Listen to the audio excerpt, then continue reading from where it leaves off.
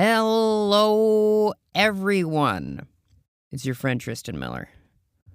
I'm just here to inform you that I'm recording my first stand-up comedy album and special on May the 4th in New York City at Caveat at 4 p.m.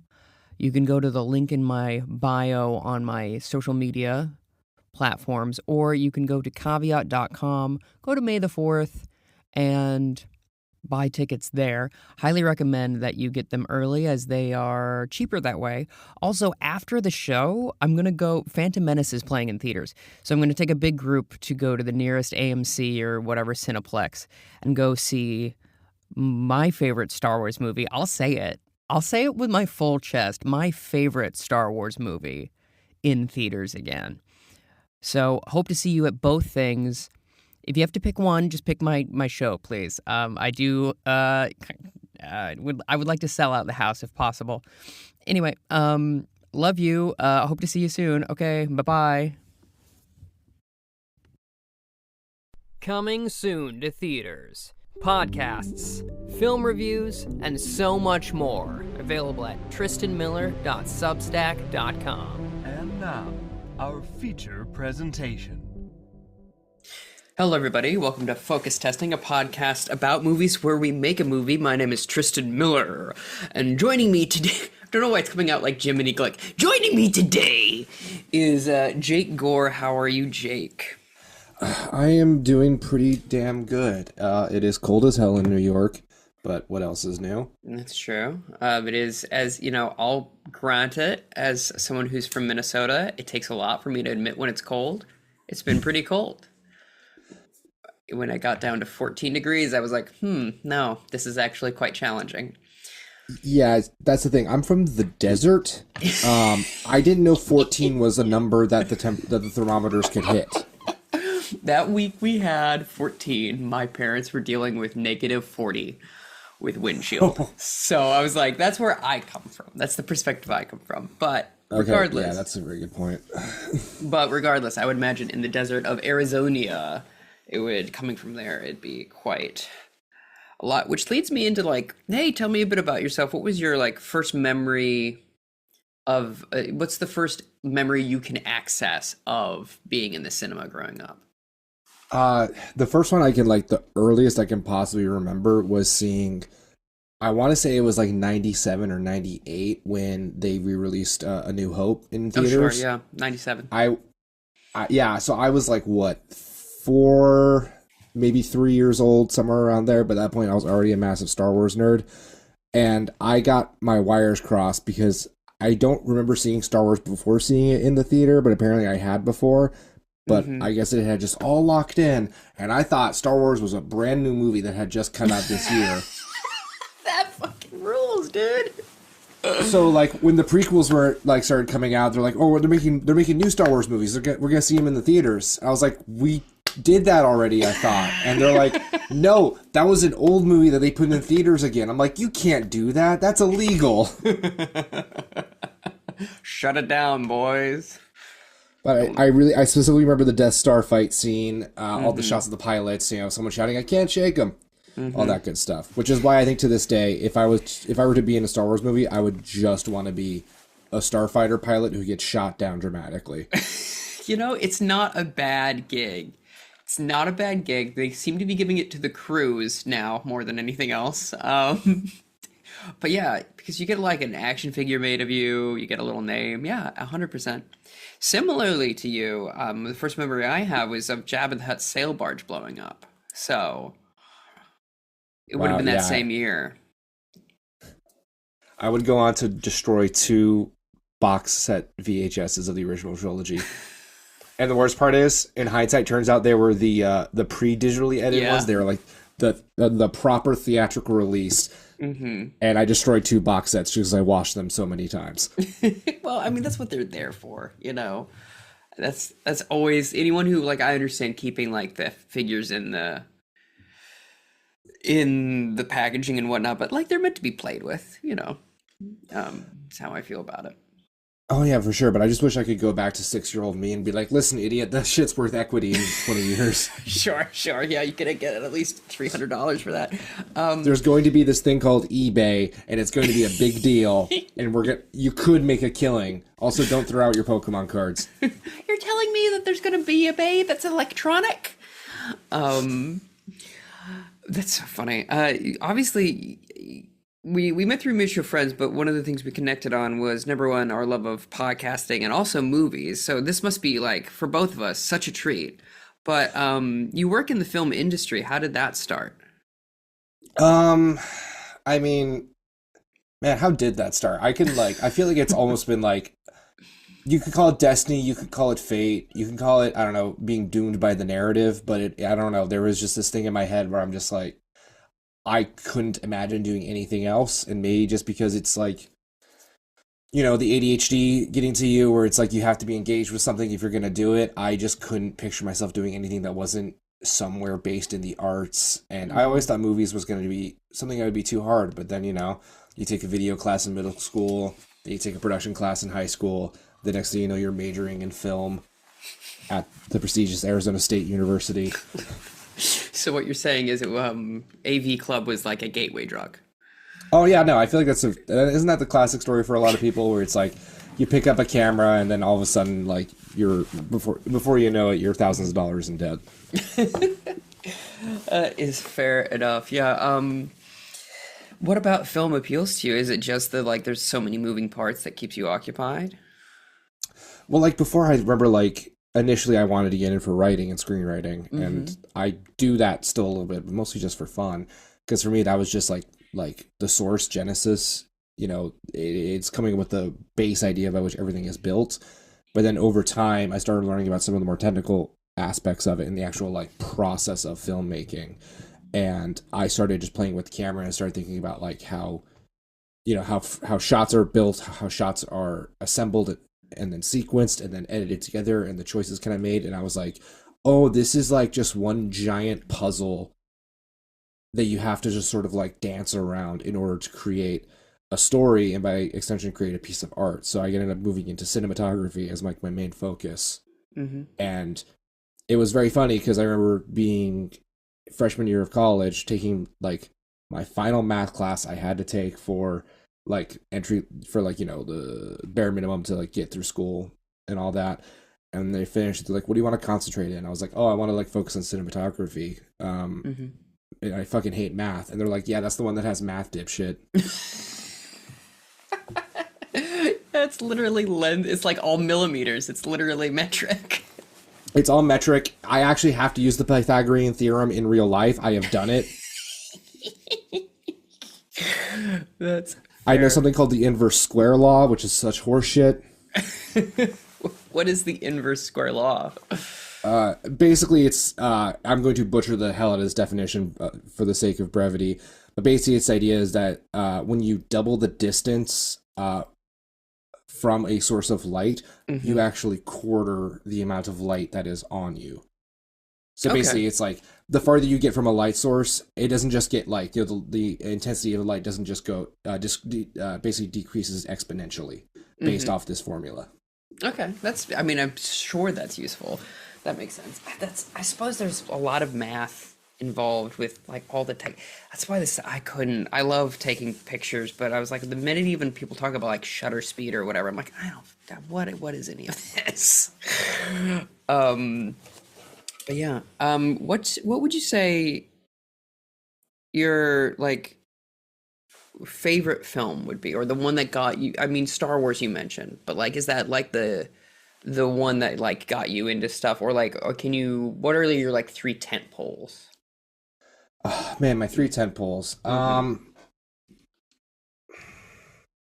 It's a little bit cliche, but I think Goodfellas is probably one of them. Oh yeah. I remember my dad showed me that when I was probably way too young to have seen it. Sure. But also like because of the way everyone was talking so fast and using a lot of words I didn't understand, I didn't really understand how offensive it all was, except for when the violence happened. But I just remember just like the way the movie let you in to Henry Hill's like not just his life but his point of view, and like the way he uses narration was this way for me to the first time I ever found myself connecting with somebody who's I found myself connecting to a life experience that was truly probably as alien as it could possibly get. Like a dude who was in the mafia in New York in like the late 60s through like the 70s compared to some kid in suburban Phoenix in like the late 90s, early 2000s. It's like you can't, like, those are two very wide experiences, but I felt myself like empathizing with him and understanding. And like were concepts I was also way too young to really understand what I was experiencing and feeling at the time, but like it was all there. The movie that made me want to go like, oh, I want to like make stuff like this was probably, I think it had to have been Skyfall, because I was just entering college. I was about to declare my major, and I saw that movie, and I thought I was kind of like a James Bond fan, but like a massive James Bond fan. But there was just something about the script and the pacing, and also Roger Deakins, like just truly groundbreaking and amazing cinematography on that. And then he'll later on do stuff like Sicario and Prisoners, and now everyone worships the altar of Deakins, rightfully so. But like that's when I just remember seeing a movie so beautiful, and I was thinking about like how the lighting, how all the lighting was motivated diegetically, especially at the end where Javier Bardem and Dame Judi Dench are in that rundown church, and they're being lit by the burning mansion in the distance. Yeah. And I was just like, it just blew my little mind at the time. And ever since then, I was like, I want to do stuff like that. I want to make lighting that's beautiful. I want to create images that are gorgeous, but I want to ground it in this narrative to make it feel real, for lack of a better term. I hate when people use the word cinematic. It doesn't really mean anything anymore. Well, it's also like, what is it? It's number one, talk to death. Number two, it's like you go and see a movie, and there's all sorts of different kinds. Like cinema is so many different things that like saying something cinematic just means it's even the aspect ratio isn't something that's indicative of what that means anymore. Anyway, that's very cool. I don't think about that movie often, but now that you bring it up, I'm like, oh yeah, Skyfall obviously fucking rules. Like it's so good. It's the best written, I feel like, of all the Daniel Craig Bonds, possibly the best written Bond ever, because it was the first one that actually had a point, which was why the hell are we still making these movies? Yeah, truly the last Jedi of James Bond. Are you ready for some... Oh, I'm so sorry. I have two more questions before we get to trivia. One, what is a movie that you would recommend people go see that you watched, that you discovered recently, that you saw for the first time recently? I think that's a really good question. What have I seen recently? See, the problem is that when you work in the industry, you find yourself suddenly not having any time to actually watch anything. Yeah. And, like I am historically, even among my peers, I am extra bad at this kind of thing. Or maybe just go ahead. I was gonna say I would probably like, just because he passed very recently, and I had coincidentally had watched it for the first time in a long time. Go see Eraserhead. Like, just if you haven't seen that before, I guarantee you have never seen a movie like it before, because there really isn't any other movie. It is this really boring, off-kilter melodrama until it suddenly isn't. Yeah. I also think, if I may, when I first watched Eraserhead, I watched it illegally. And the genre, it was on this French website, and they were like, the two genres are horror and comedy. And I'm like, oh, if you go in kind of with that mindset, I feel like Eraserhead makes a lot more sense, where you're like, oh, this is a lot goofier. But yeah, it's such an incredible picture, and the fact that it took like, 5-6 years to make is like crazy, because he kept running out of money. It's like truly... You see like all the effort and the love on screen. Oh, 100%, especially with the baby puppet, because that thing is just it looks like it's made out of like real flesh, like it's an actual like living creature. It's really bad to look at. It's like really unpleasant. But I think about the just cut them up like regular chickens a lot. That scene makes me laugh so hard. Anyhow, last personal question is, what's your go-to cinema snack? My go-to cinema snack. Yeah, when Again, you're at because the I'm a movies. because I'm again a desert dweller by heart. I have to do something that cools me off. So Sure. whenever I would go to my local AMC, I would always get a red and blue icy. Oh, I that's don't good. I don't know why. Just going to a movie theater and getting that particular frozen drink, it just hits different. It's like McDonald's Sprite. It will kill a Victorian child, but like. Sure.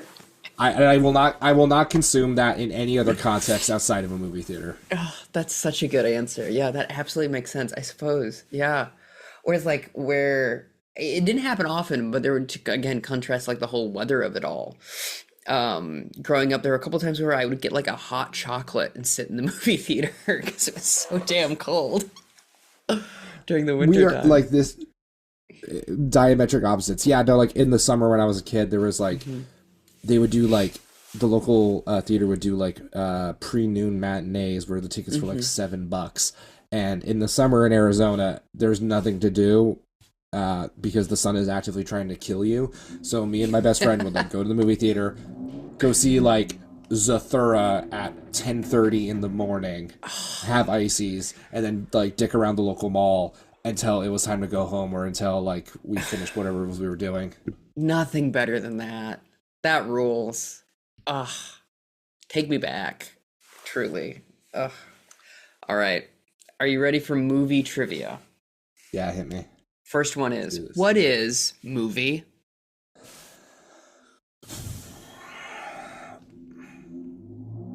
Oh man, what Is movie? even is movie? I think movie is simultaneously like a distraction, but it is also a way to experience life. Yeah, I like that a lot. Yeah, that's a really good answer. Next question. Which two horror characters should face off? And it can't be Freddy and Jason because, you know, obviously, but like, or Alien and Predator. Like, in that style, who would you want to see in a fight? In that vein, okay. First one off the bat, Count Orlok from the new Nosferatu. Okay. It has to be specifically the Bill Skarsgård one. Yeah, of course. Because, I think he would have to like face off against somebody who is equally as like horny and creepy and mindfucky. Like maybe like Freddy Krueger as like this sort of like counter balancing because it's like. Because, I mean, canonically, Freddy Krueger is also a sex predator, so it's, like, very much like a kaiju let-them-fight type situation. You're not wrong. You are... I forget that about... Yeah, Sorry, everyone forgets. I hate to laugh at that. It just surprised me. I forgot. You're right. No, yeah, that's the fact everyone forgets. Everyone thinks, like, oh, Freddy Krueger, knife hands, kills you in Knife your hand dreams, calls he people died in bitch. real life. Yeah. Yeah, but before all that shit, all the quippy one-liners, he was a fucking child molester. All of that sucks. That sucks. Because that's why he's in hell, right? Yeah. Yeah. And of course the devil would be like, oh yeah, I get your vibe. You work for me now. Go back into the real world and just fuck shit up on my behalf. I assume that's what the devil was like. I get your vibe. Satan himself going, yeah, we're just vibing down here. That's so funny. Good. Oh wait, no, I got it. Count Orlok versus Godzilla. And Count Orlok basically tries to do to Godzilla what he does to Lily Rose Depp's character in the movie. I haven't seen it yet. Oh, you haven't seen it? Oh, basically, I want the Nosferatu to try to seduce Godzilla via Godzilla's dreams. That sounds great. I would watch that film. Does Godzilla dream of electric Nosferatu? What Star Wars character would you hate to see a Disney Plus film about? I hate to see a Disney Plus film about. Or like series, rather. Yeah.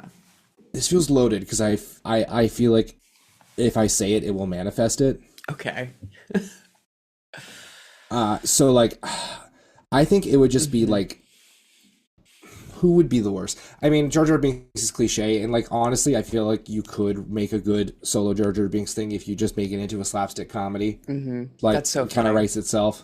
Yeah, I had that pitched to me, but this by Grant past guest of the show said Jar Jar Binks, but make it a political drama for his days as a senator, like West Wing, but with Jar Jar. And I'm like, that's actually, I would watch that. And also, No, Clone Wars has that. He's a think senator is out of line. Not bad. But I think it'd probably be Palpatine. Oh yeah, I think Palpatine would be the worst because that means we would have to like at some point see him fuck in order to complete the canon of him having a son. Okay. Number one, I would love to see Palpatine fuck. Let's talk about it. I think him going good is funny. Do it. But the other thing is, canonically, do you want me to be stupid? Do you want me to be a Star Wars nerd here? Or do you want me to yes and your joke? There's two roads we can go down here, Jake. I don't like either one of them, so I'm just going to say... I don't want to think about it. I'm at your mercy, really. Okay, well, one, I think seeing Palpatine fuck is funny as a concept. I think it's so weird that they did that. Number two, apparently his quote-unquote son is somebody who's read a lot of the supplemental material, is that it's like a clone version of himself that's not like 100% him. Like Snoke was a clone that wasn't 100%. Like, you know how in Jurassic Park they cut the DNA with like frogs? It's like in that situation, only with Palpatine. Life found a way. Life found a way. What? Yep. They're putting frogs in the Palpatine to make them gay. See, now here's the thing. Glad we went on that journey, because that did make me laugh. They're putting frogs in the Palpatine to make them gay. Makes no sense. Oh, that's Can you tell I spent too much time on Twitter back when it was called Twitter? No kidding. Oh, that's so funny. Do you remember your first character crush? Ooh, my first character crush. Yeah. I think, honestly, it had to be probably Buffy from Buffy the Vampire Slayer. Oh, yeah? Yeah. I've only seen the pilot of that. Are you talking the film or the TV show? The TV show. I didn't see the film until, like, I think college, probably, when I was just consuming everything I could get my hands on. Sure, that makes sense. And I was taking a TV writing class, and then to, like, do full research, I went back and watched, like, the original that it was based off of. But yeah, I remember seeing, like, early episodes of Buffy before my mom caught wind of what was happening and seeing all the violence, and was like, no, you're gonna stop watching this. I'm like, but cute lady. Is it that violent of a... How old were you? Shit, like, I was probably like... It's like TV... six, maybe 7-ish. Okay, then yes. Then yeah, there's demons and stuff. I'm like, it's like a TV 14... But yeah. Okay. Right. That makes sense. 2 more questions for you, then we'll get to the game, which is number 1. Who out of the characters of Lord of the Rings has the best hair, do you think? Probably Faramir. Really good answer. Number 1, we love a ginger. Let's talk about it. We love a ginger. He clearly washes it on a regular basis, unlike Aragorn. But that's also because he has the access to. Most of the time we're seeing Aragorn, he is like going through it. But yeah, that's so true. Seems like David Wenham as Faramir looks like he would smell nice. Absolutely. No, he looks like he's in a shampoo commercial at all times, even when he's like sad and his father is rejecting him for being the lesser son. It's true. And it's like, and also like, he's the only one in Lord of the Rings that looks that way. Because like everyone else, I'm like, they must stink. They must smell so bad. Even like Denethor, who has all this access, he's depressed. He's not bathing regularly. Oh, definitely not. Like even Gandalf, when he comes back as Gandalf the White, like he still smells like weed. Yeah, he's got that. Yeah, he's got that dank on him. He can't get it off. He must have been so stoked that like Merry and Pippin just happened to stumble into Fangorn Forest. It's like, oh, sick. I was just hanging out here anyway. It's like, bro, I am all out. Can I just borrow like a dime while I send you guys on this quest? Listen, I won't say anything as to where you are, as long as you give me some of that dank good. A wizard always puff passes. And finally, as always, what makes Austin Powers so sexy? Whew. Man, what does make him so sexy? I I know. mean, is it cliche to say confidence is sexy? Because I do feel like that carries it a lot. That's the most common answer when I ask this question. I'll say that much. I'm gonna say roundabout what I think it's the glasses ultimately. Okay, say more. Because I think those are statement glasses for sure. Even for like the 1960s. I think Yeah. weighing them kind of big, kind of chunky. He's trying to make a point, and it's almost like this, like you like in like Dragon Ball Z when like Goku like will take off his training weights, they'll drop, and then a mountain will explode because like that's how powerful the training weights were. That's what the glasses feel like. Like Austin Powers is probably infinitely more sexy underneath the glasses, but he wears the glasses as a way to just kind of like try to level the playing field so the rest of us have a chance. That's an incredible take. I love that so much. He's doing us a favor. He probably doesn't even need them. I'm saying we probably don't really know how sexy he really is because we've not seen like he's only used like 3% of his whole power or something like that, like his mojo or whatever. Like I think if he were to like reveal his full sexiness, he would just burn the celluloid of the film and the movie would end. Really good answer. I like that a lot. Oh, so good. Are you ready for our random word for our game? Absolutely. Here we go. Randomwordgenerator.com. Sense. S-E-N-S-E. Sense. Sense. Sense. So I always defer to the guest because I don't want to bulldoze anything with ideas because you are someone in my home. So if there's something that speaks to you right away, let me know. If not, we can kick some stuff around. I have a couple like things deep in the back of my head. I'm just gonna do some like little like random like Sure. like thought associations here. Mm-hmm. So like sense, I think of like obviously perception. I think about the five senses: taste, touch, hear, and smell. I think about like the idea of like not just like perception, but analyzing perception, breaking stuff down, making details. So like the first thought is like some sort of like mystery or crime thriller type situation. Maybe like a cat and mouse, like classic like Heat about like a thief and a cop who's chasing them. Maybe we could do like an enemy, and then it could be like an enemies to lovers thing where it's like the cop down to chase the thief. They end up like falling in love or something like that. But I realized that wait, that's just the fucking plot of Sly Cooper, the video game series. So we can't do that. It's been done. Well, I mean, everything under the sun, famously.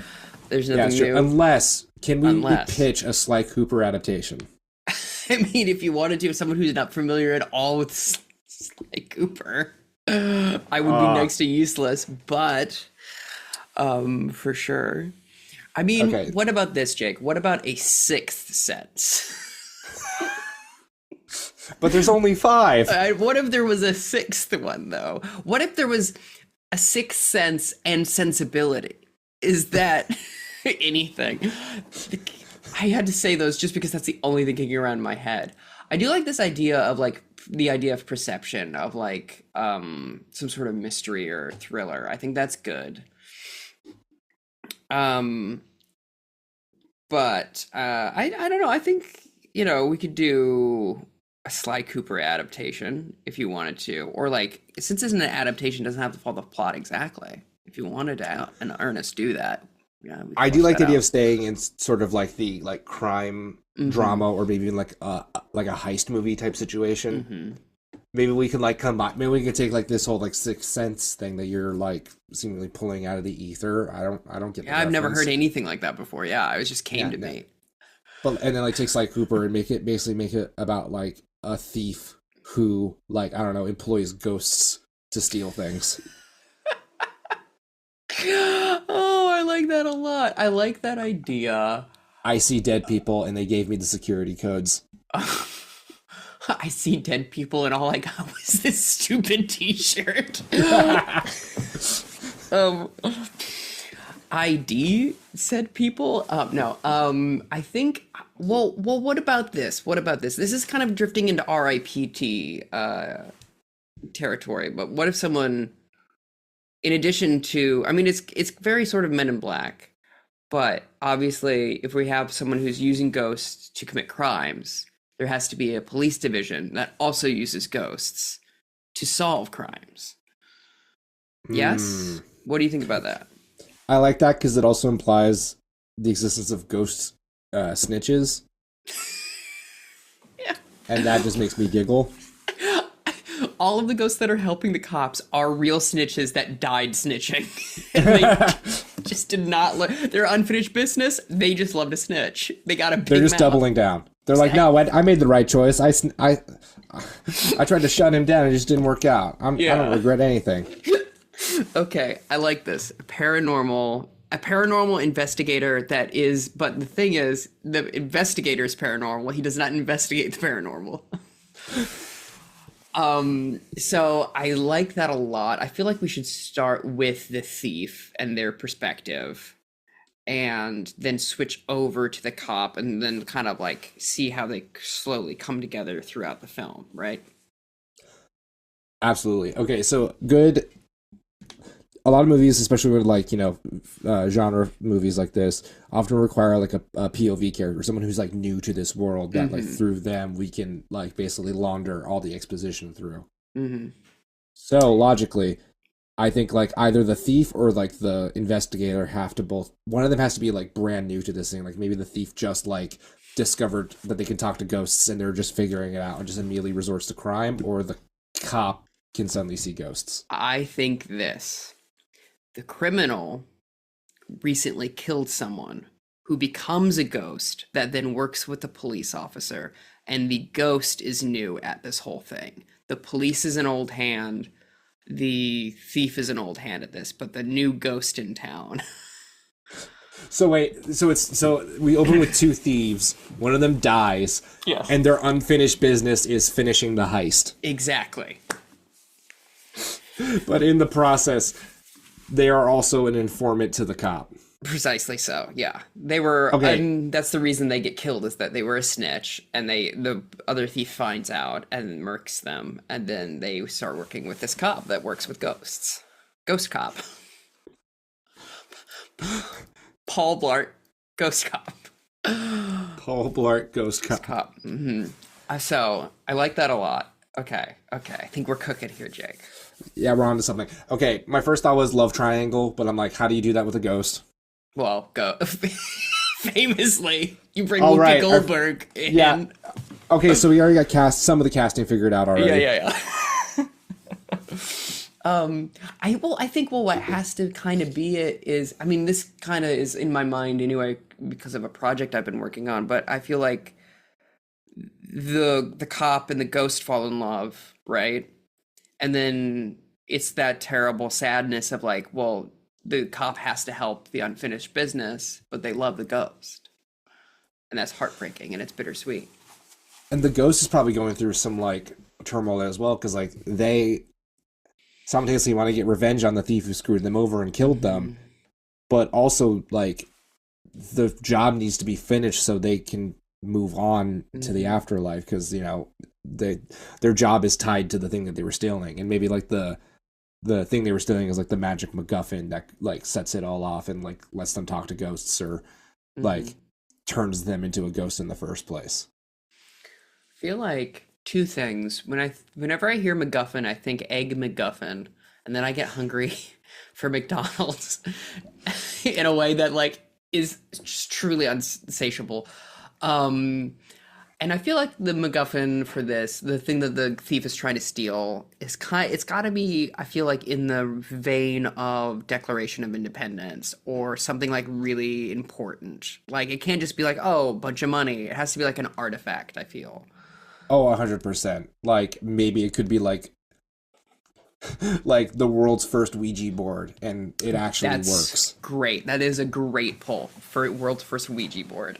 Or like the thing that inspired the Ouija, because I think the Ouija board was invented as a toy originally or something like that. It was, and then there's like another, like a thing that it's based off of, and I think like some culture that was appropriated by Hasbro or whatever. But I think what would be funny a good gag, maybe not for our film, but like they're like, this is the original Ouija board, and it's a game of Monopoly that happens to be haunted. It's just like, wait, what? Or Scrabble. It's just haunted Scrabble. Haunted Scrabble. It's a copy of the Landlord's game, which was the original game Monopoly was based off of, and it's also. But turns out the person who made the Landlord's game also invented the Ouija board. So you flip it over, and it has the entire. I like that a lot. Silly. We're being very silly. I think that's good. I think also. Okay, so I think we start with the person dying. Because they think the two thieves think that this is the final clue to get their original Ouija board, but it turns out it's more complicated than that. It always is, right? Yeah. And then we have this ghost show up in this paranormal investigator's office because that's how this world works. Is they have like a cipher that sucks in all the ghosts in the like greater. I want to say, let's say Cincinnati area. Let's put this in like small town America. Let's bring it back. Yeah, let's put this somewhere in the Midwest, possibly even like a sundown town or something like that. Mm-hmm. Like, it's passing through the local museum, the big artifact, and that's the reason why it's happening. Smart. But then, of course, the final clue is there, but then they have to perform the actual heist to get the artifact. They know where it is. They just need to know how to get it. So then the ghost gets sucked into the paranormal investigators company, and then we have this big thing in the middle where we have to figure out we have the premise. Yeah, we got the opening, like I think the cold open is like the heist, and then it's kind of wordless. They're just opening credits and a montage of like two thieves breaking into a place to get I hear they call him the Joker. Like that kind of shit. Yeah. 100%. And like we have a full blown at the end, like Betrayal being like, oh yeah, I heard only one of us is getting paid. What? Bang. Bang. Opening credits. Da da da da da da. Yeah. Okay. This. Mm-hmm. So we're pitching this movie, and it's like, okay, so it's RAPD, it's Ocean's 11, it is Heat, also The Departed. It's also it's just like a bunch of stuff. Don't worry about it. It's all a mishmash. Yeah. So I think then, well, obviously, then we have to have a bunch of sequences of the ghost getting used to being dead, right? Like a whole, like, you know, this. Should the cop be close to retirement? Should this be his last? Should we lean into every cliche? I think we should lean into every cliche and then take it one step further. Not only he's retiring because he is also dying. Okay. Like the cop is like, I'm about to become a ghost myself. Ha ha ha. But seriously, I have non-Hodgkin's lymphoma and I'm not gonna make it, and I am so sorry to bring the mood down. But I am this close to. That's actually a really funny idea of like part of the union pension is immortality. It's like, it's a really good benefit. It's like part of the pension is like, oh, you get to live forever, but you have to be a cop forever. And you're like, well. I feel like all ghosts are bastards. Is that anything? A lot of yuck 'em ups, not a lot of plot coming from old Trissy right now. But I think there has to be a sequence where you're getting the ghost is getting shown the ropes. I like this idea that he's like old and about to die. I think maybe the central like plot is basically like it's the ghost trying to basically like play both the cop and the thief. Mm-hmm. So that way, like, he could basically figure out some basically elaborate way to have his cake and eat it too, where it is, like, that could be, like, the twist ending, where it's, like, turns out the ghost was orchestrating the whole thing to both simultaneously make sure that the object was stolen to the point where the ghost has finished his unfinished business and can pass on, but then making sure that the thief is immediately busted by the cop. Mm-hmm. I like that a lot. And then it ends in a giant car crash, and all of a sudden, all three of them are ghosts. In my mind, someone yells "the aristocrats," and then and then the movie ends. With all three of them are ghosts, I did just imagine them turning to Larry, Curly, and Moe, just like, Like, dumb shit. But I feel like what would be funny if they all go in a car crash, those two guys die, and they're all ghosts, and then both of the new ghosts, the cop and the thief, are lunging at the first one, and then he slowly fades away, and he just is like, my business is done, bitch. The cop is like, I'm stuck here because the contract means I'm a ghost forever solving ghost crimes. And then he turns to the ghost thief and goes, this looks like the beginning of a beautiful friendship. Put her there, partner. You know? Do you want to come work for me? Okay, so that's good. We have the beginning and we have the end. It's all this middle bit. These like little set pieces that we have to get done. I mean, we could just kind of lean into like the tropes of like a classic heist movie where it is all about like setting up the heist and like how the cop is trying to like basically like this sort of like cat and mouse where like the thief is doing all these steps to like set up to actually steal the main thing, and we're seeing the cop slowly catch up on the trail and then get to the end, while in the background we're just like foreshadowing how the ghost is the one like secretly orchestrating all of this kind of stuff.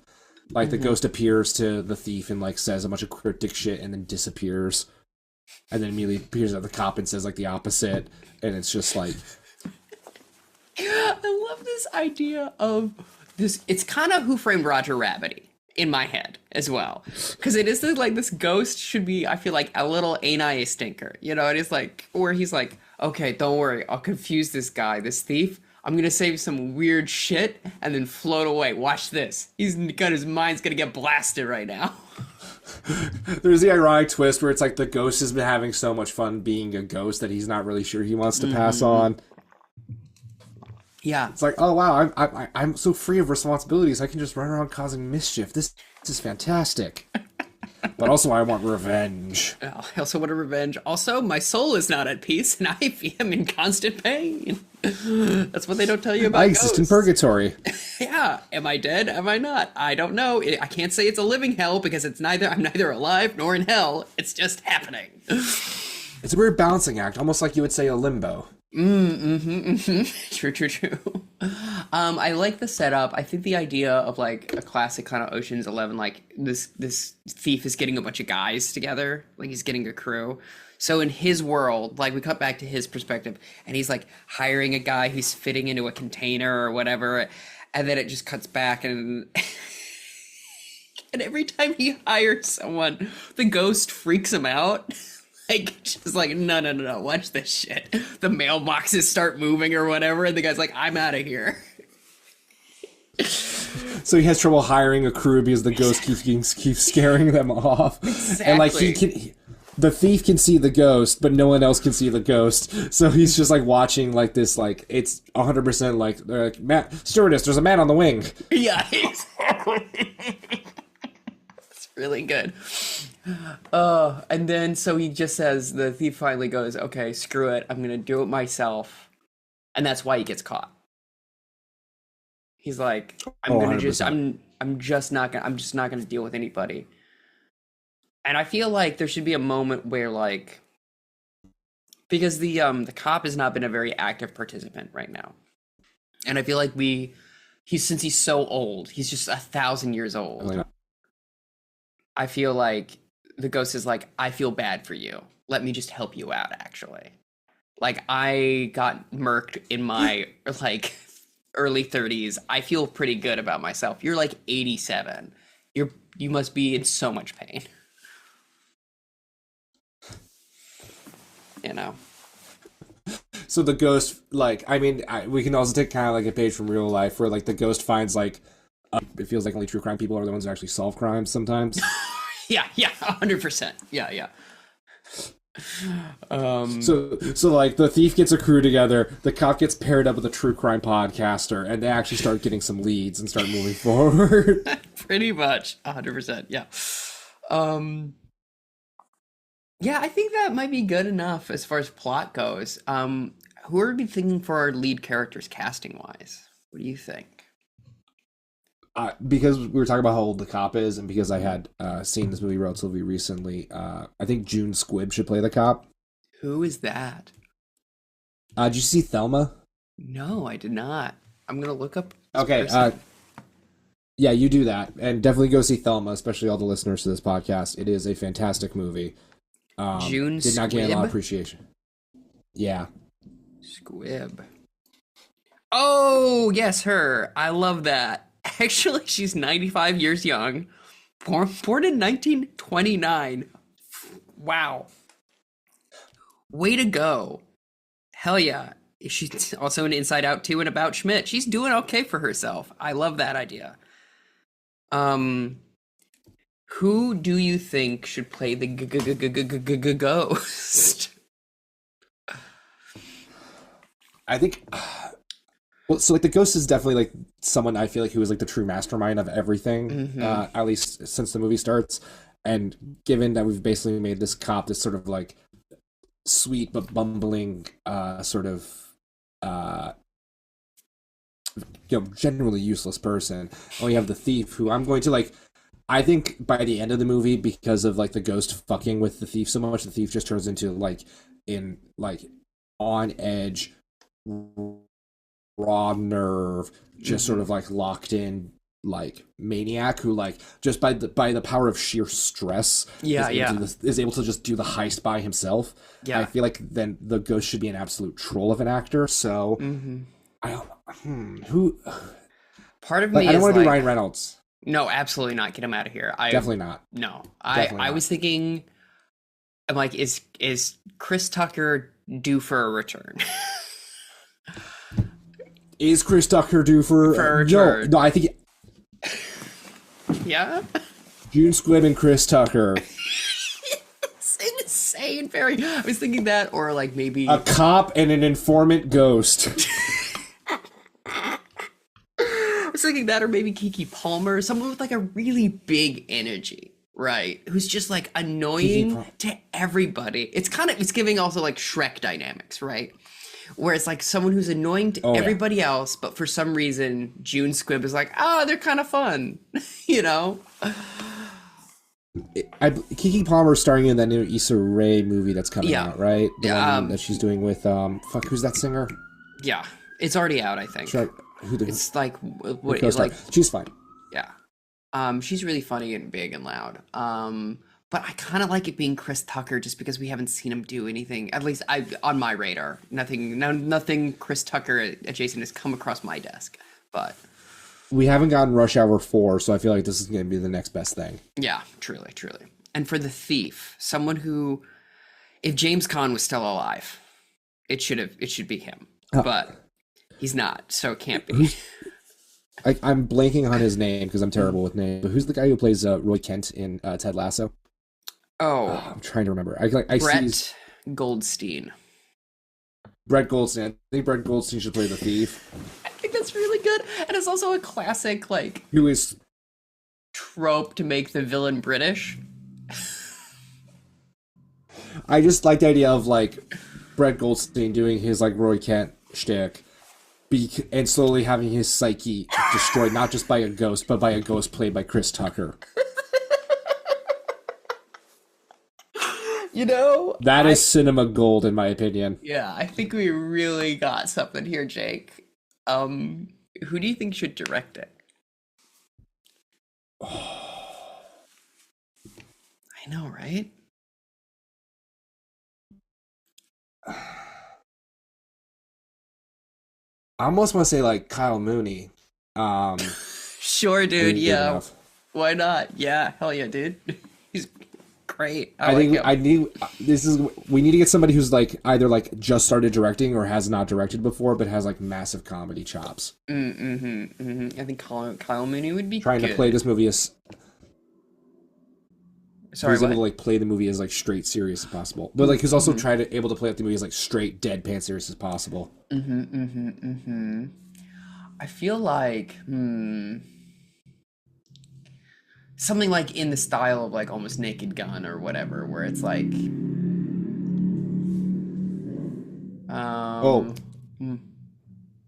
what about Shane Black? That's great. That means somewhere in this film, Robert Downey Jr. will appear. That's the other thing. Maybe he's the true crime podcaster. I like that, but I also almost like him. as a janitor during the heist. You know what I mean? He's just like a little cameo, and he's like, "What do you think you're doing here?" And he's like, "I'm here to take the thing." It's like, we really can't have you. You know what? I don't get paid enough to deal with this. I'm gone. You know, or whatever. I'm gonna go listen to this podcast. Yeah. I think that's good. But I do think him being like an annoying true crime podcaster would also be very good. Either or, maybe both. Why not? He's open to play more than one role. Give him a false nose in one scene.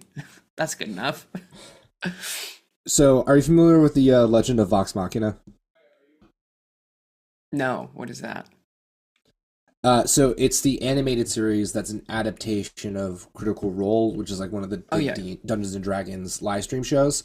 And obviously in D&D you have like a cast of all your players, then you have the Dungeon Master who plays every other character in the entire world.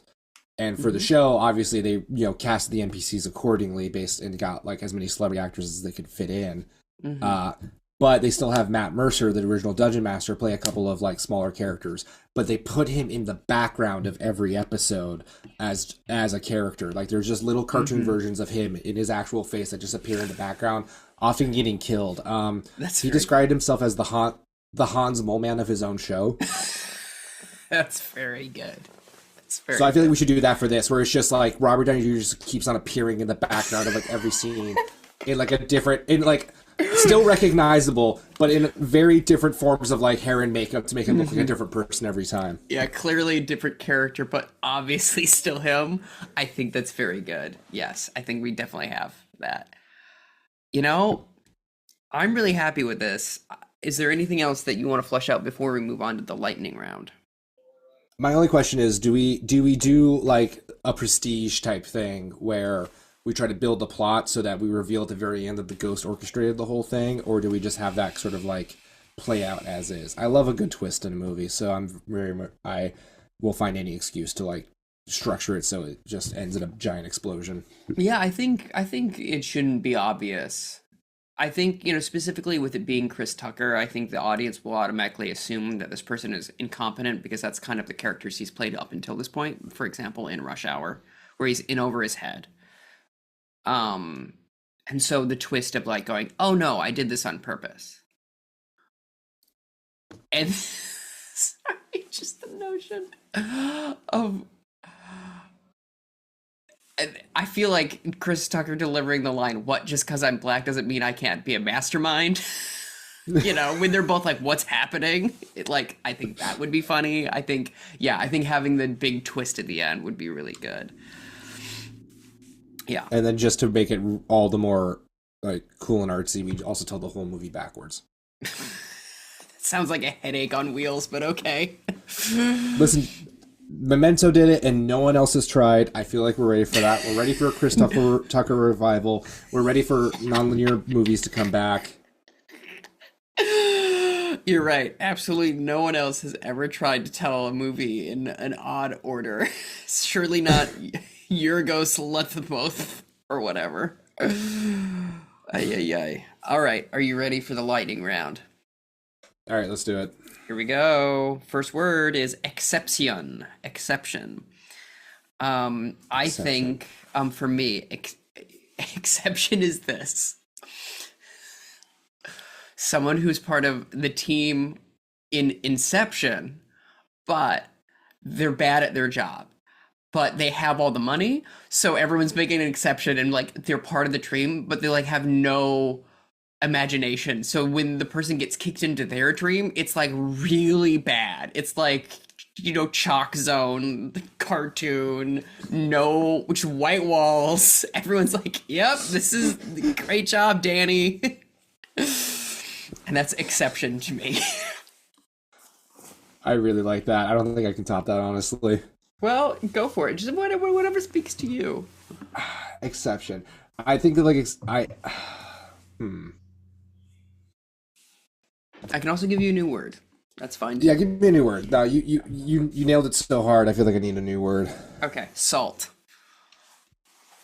Well, there already is a movie called Salt, and it's that Angelina Jolie action movie. Well, but okay.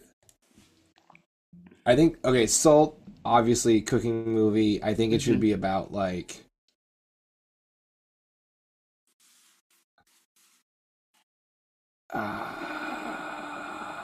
this is why I need this is my weakness of improv is showing up. I'm so bad at coming up.